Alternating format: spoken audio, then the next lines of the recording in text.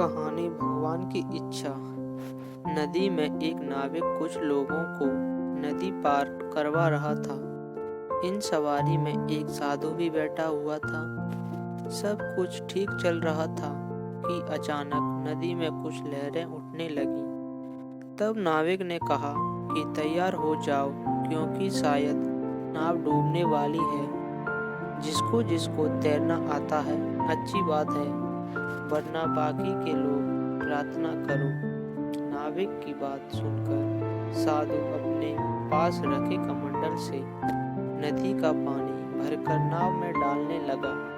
उसको ऐसा करते देखा नाविक और बाकी लोग आश्चर्य से देखने लगे।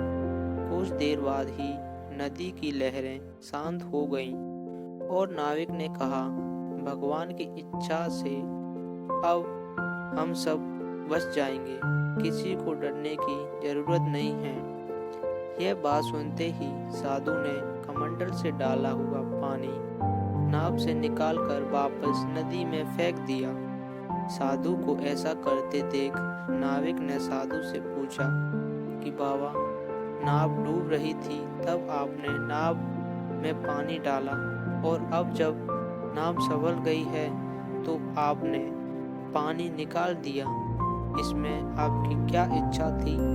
साधु ने मुस्कुराते हुए कहा कि मेरी कोई इच्छा नहीं है। जब नाव डूबने लग रही थी तब नाव को डुबाने में ही भगवान की इच्छा है। ये सोचकर मैं उनको काम में हाथ बटाने के लिए 5 कमंडल भर के पानी डाल दिया, और जब नाव बच गई तब उनकी इच्छा नाव को बचाने में है।